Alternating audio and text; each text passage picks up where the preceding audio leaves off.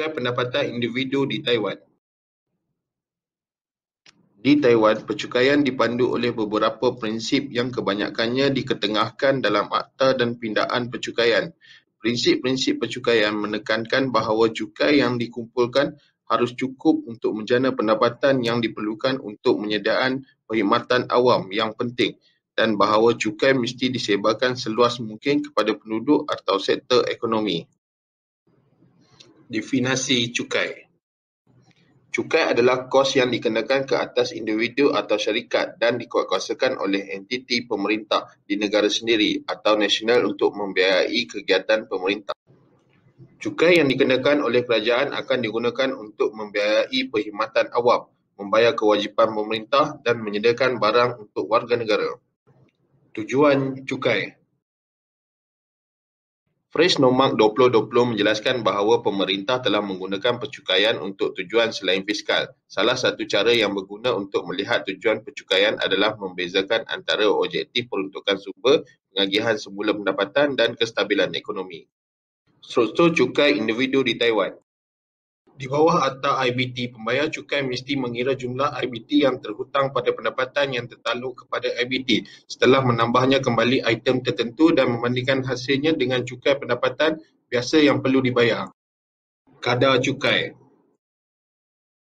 Bagi individu pemerstatin, kadar yang terpakai berkisar antara 5% hingga 40% bermula dari 2018. Individu bukan pemerstatin yang tinggal di Taiwan kurang dari 183 hari dalam satu tahun kalender dikenakan cukai pegangan pada kadar 18% untuk upah dan gaji, 21% untuk dividen dan 20% untuk komisen. Prinsip cukai. Percukaian mengesan asalnya hingga ke zaman kuno sebagai sumber pendapatan utama yang diperlukan untuk pemerintahan. Kerajaan monarki dan bahkan dinasti memiliki bentuk cukai yang rumit yang dikenakan kepada rakyatnya untuk mendapatkan dana yang digunakan untuk menjalankan urusan pemerintahan. Kesaksamaan atau keadilan adalah konsep yang menimbulkan perdebatan besar mengenai cara pengendalian cukai. Banyak pakar ekonomi dan ahli perniagaan telah menulis secara terperinci mengenai perkara ini untuk membantu melenyapkan isu konklusi. Ringkasnya, peraturan ekuiti kekal sebagai prinsip percukaian terpenting dalam memajukan kewajaran dalam memungut hasil kerajaan dari rakyat.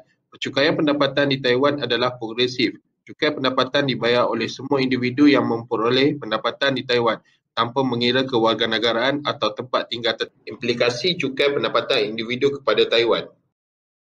Kerajaan menggunakan cukai sebagai alat untuk menjana pendapatan, mencegah tingkah laku yang tidak diingini, mengurangkan ketidaksamaan, mengagikan sumber dan melindungi industri tempatan. Kapasiti produktif bergantung pada ukuran dan kemahiran tenaga kerja, jumlah dan kualiti mesin, bangunan, kenderaan, komputer dan modal fizikal lain yang digunakan pekerja, dan stok pengetahuan dan idea. Semua imbuhan dan faedah yang diterima oleh pekerja untuk perkhidmatan yang diberikan di Taiwan dianggap sebagai penghasilan kena cukai, tidak kira di mana pembayaran tersebut dilakukan.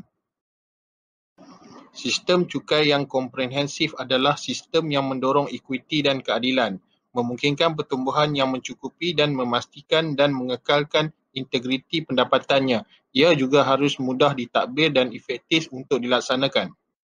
Sekiranya pemotongan meningkatkan pendapatan pekerja selepas cukai, ada yang memilih untuk bekerja lebih sedikit dan mengambil lebih banyak masa lapang. Kesan pendapatan ini mendorong kesan penggantian, di mana kadar cukai yang lebih rendah pada margin meningkatkan ganjaran kewangan bekerja. Menurut KPMG 2020, kerajaan Taiwan mengumumkan langkah-langkah yang memberikan pelbagai pelepasan cukai sebagai tindak balas terhadap pandemik coronavirus COVID-19. Antara langkah pelepasan cukai adalah penangguhan pembayaran cukai atau secara ansuran. Taiwan juga mengeluarkan polisi pelepasan lain yang meliputi pelepasan sementara dari cukai rumah dan cukai lesen kenderaan selama tempoh terbiar memandang keadaan COVID-19. Kesan daripada kelonggaran yang telah diberikan daripada kelonggaran cukai dari kerajaan Taiwan kepada cukai pendapatan individu tidak memberikan banyak perbezaan kepada kadar kenaikan GDP negara tersebut, iaitu dari Taiwan dolar 18,932.53 bilion ke Taiwan dolar 19,774.48 dolar. Kesimpulan.